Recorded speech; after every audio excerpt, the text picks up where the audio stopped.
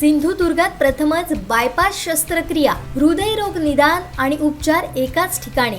Bypass शस्त्रक्रिया, angiography, एंजिओप्लास्टी, हृदयाची sonography, treadmill चाचणी, हृदयविकार तपासणी अशा अत्याधुनिक सुविधा. MJPJAY योजनेअंतर्गत बायपास आणि एंजिओप्लास्टी अगदी मोफत. आवश्यक कागदपत्रे, ओळखपत्र, मतदान card, Aadhaar card, ration card, bank passbook, mobile number. Cashless सेवा उपलब्ध. Super speciality lifetime hospital, Padve, Kasal Malvan मार्गालगत, तालुका कुडाळ, जिल्हा सिंधुदुर्ग. राजवाडा परिसरात रात्री दुर्दैवी घटना घडली. अंगावर माड कोसळल्यानं 2 युवक जागीच ठार झाले. यावेळी जीर्ण झाड हटवण्याची मागणी केलेल्या टेम्पो चालक संघटनेकडून नगर परिषद प्रशासनाला जाब विचारण्यात आला. यावेळी संतप्त पवित्रा घेतला. नाही जबाबदारी कोणाची आहे? झाडं बघायला गेल्यानंतर बुवा पडणार नाही. आता काय बोललं गेलं त्याला? निवेदन मी आहे साक्ष, मी दिलं काय मी सांगतो, निवेदन मी आहे साक्ष. मी जरी उपनगराध्यक्ष असलो तर मी टेम्पोवाला आहे पहिला. मी नगरसेवक आहे. आता त्याच्यावर पाहिजे सांगा. दोन झालेल्या घटना जबाबदारी सगळं कळतं आम्हाला, पण 2 वर्षापूर्वी ज्यावेळी तुमच्याकडे पळत होतो त्यावेळी त्या गोष्टी तुम्हाला मुख्य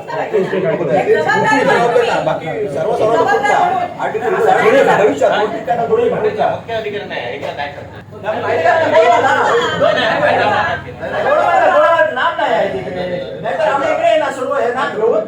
तुम्ही काय ते बोला साहेब येणार मुख्य अधिकारी म्हणजे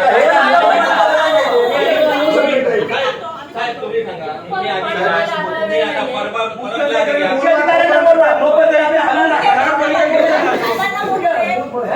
मुख्य अधिकारी इकडे बोलवा.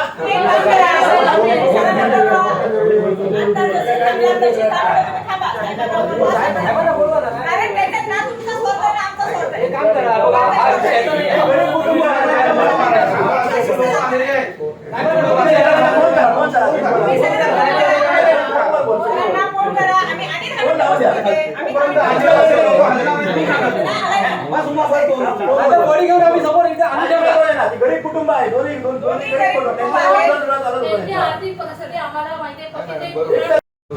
तुम्ही तिथे जाऊन दखल घेतला का? तुम्ही तिथे जाऊन पाणी केली, पत्र दिलं, त्यांनी पत्र दिलं, तुमच्याकडे निवेदन दिलं, तुमची जबाबदारी म्हणून तुम्ही तिथे जाऊन काय केलं? पाणी केली का? तुमची जबाबदारी घेतला का तुम्ही? त्यांनी पत्र दिलं. सर लक्षात ठेवा, आजचा प्रसंग एवढा साधा नाही आहे. त्या आई वडिलांसाठी आज त्यांचं आयुष्य संपलंय, मुलांसाठी एवढा साधा प्रसंग आहे. ज्यावेळी आपल्या बाबतीत होतं ना त्यावेळी प्रत्येकाला कळकळ येते. लक्षात ठेवा. तुम्ही सांगता असं सांगू नका. त्यांनी पत्र दिलं, मी गेलो. तुम्ही खुर्चीवर बसल्या तर तुमची जबाबदारी होती ही. तिथे जाऊन पाणी करणं. आता संपूर्ण झाडं ती जिरणार आहे. काय त्या झाडाचा उपयोग आहे का? उपयोग आहे का? मग त्याला जबाबदार कोण राहिला मला सांगा. आम्ही तुम्हाला एक लक्षात ठेवा. तुम्ही आता स्वतः की नाही गावात त्या परत रजेवर तरी त्याला बोलून घ्या. झाडं सगळी बघा आणि सगळी झाडं तोडून टाका. आता 2 जीव गेले बिचाऱ्या. आई वडिलांना मुलं नाहीची झाली. तुमच्या घरात जन्मलं असतं तर काय झालं असतं? स्थळ आहे तो. बिचारे मजा करायला म्हणजे भजन करायला आले असं होत आहे काय? आणि समजा ते सोडून द्या. हे आमचे सगळे टेम्पोवाले, मी सुद्धा टेम्पोवाले नगरसेवक असतो तरी लक्षात ठेवा.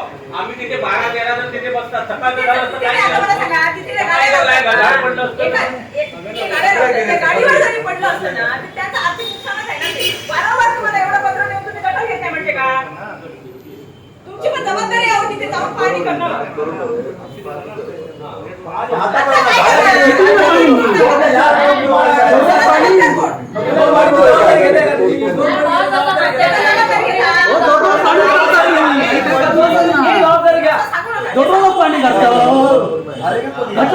पाणी करता नंतर नाही असतो. एखाद्याच्या प्रीमायसेस मध्ये आपण त्यांना पत्र देऊन कळवू शकतो. त्यांना आम्ही वारंवार कळवून त्यांना तर सांगतो. किती वेळा पत्र व्यवहार केला आम्हाला दाखवा. ते तुम्ही म्हणता ना राजघराण्याशी तुम्ही पत्र व्यवहार किती वेळा केला ते दाखवा तुम्ही. सगळं बरोबर आहे. पण कशाला मग पत्र व्यवहार केलेला आहे. किती वेळा केला ते सांगा ना. काही अर्थ नसतो. तुम्ही त्या परमला बोलून घ्या.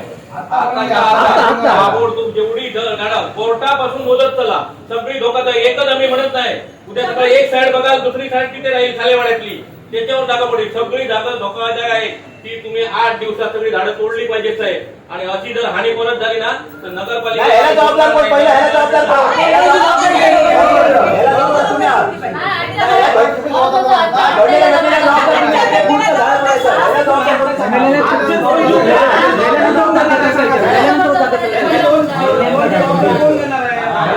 हो, ते त्या मृत्यूला जबाबदार कोण? तुम्ही असणार. त्याची जबाबदारी तुम्ही घ्या. नाहीतर आम्ही मृत इकडे गुन्हेगार. त्याला जबाबदार कोण? तुम्ही सांगा. त्याला जबाबदार कोण? जबाबदारी आहे काय कळवायची?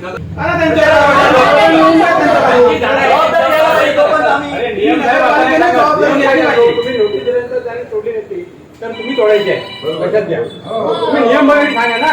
आता सुकलेले झाड पण तिथे आहेत ते तुम्ही तोडलंच नाही आणि नंतर आम्ही दाखवलेली झाडं हे सगळे येऊन गेले आणि हे तिथे बसतात म्हणून. आणि हे आताचा विषय नाही, 2 वर्षापासूनचा विषय आहे. नागवेकर साहेब येऊन गेले, त्याच्यानंतर जिगरे कोण होते ते जिरगे साहेब सगळे होते. ते स्वतः येऊन बघायचे, आम्हाला तेवढे तोंडाला पावडर लावायचे, ओके करतो आणि नंतर काहीच नाही.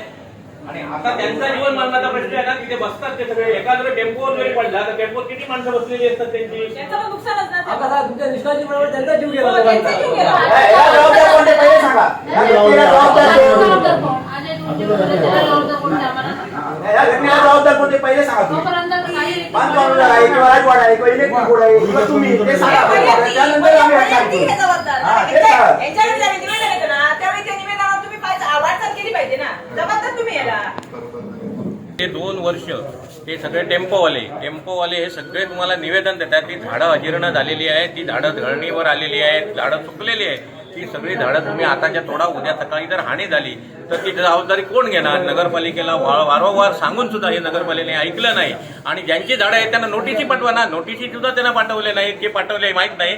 आणि ते तोडत नसतील तर नगरपालिकेची जबाबदारी तोडायची. आता आम्ही तेच सांगितलं, ह्याला जबाबदार कोण तो तेवढं आम्हाला सांगा की ही बाबा झाडं तोडली नाही. जर मालक जबाबदार असतील तर त्यांच्यावर केस टाका ना, त्यांना जबाबदार धरा नगरपालिकेने की असं असं तुमच्या झाडांमुळे यांची नुकसानी झाली की 2 मुलं आता गेली नाही, आई वडिलांना नाही झाली, त्याला जबाबदार कोण?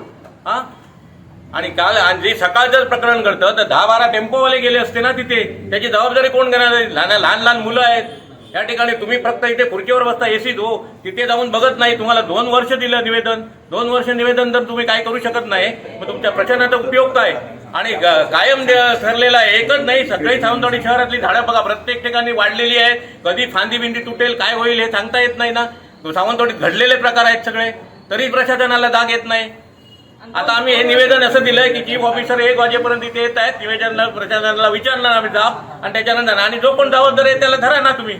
ज्याला ह्या गोष्टीला जो जबाबदार असेल, प्रशासक असून दे, कोण त्याचा झाडाचा मालक असून काही असून, त्याला जबाबदार धरलं पाहिजे नगरपालिकेने. नाहीतर ते सगळे गाववाले आले आहेत दिंडवळ, ते काय म्हणतात मृतदेह आम्ही इथे घेऊन येतो, आम्हाला निर्णय देईपर्यंत ही जबाबदारी प्रशासनाची राहील. 2 वर्ष निवेदन देऊनही जर तुम्ही दखल घेत नसाल ना तर खरोखर ही एकदम दुर्दैवी घटना आहे. आज जी दोन मुलं आज गेली गोरगरीब आई वडिलांची, त्यांचं दुःख ते आई वडिलांनाच माहीत आहे. ह्यांना काय कळणार? यांना खुर्चीवर बसून कळणार तरी काय?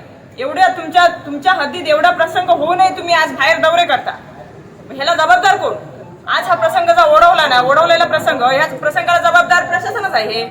ह्यांना 2 वर्ष निवेदन देऊन यांनी दखल घेतली नाही. ह्यांनी आता निर्णय द्यायचा ना काही पुढची वाटचाल संपूर्ण जबाबदारी ह्यांचीच असेल. नाही जोपर्यंत हे आम्हाला निर्णय देत नाही तोपर्यंत आम्ही बॉडी हलवणार नाही. पूर्ण बॉडी आणि संपूर्ण 5000 लोक आम्ही इथे येऊन इथं बसणार.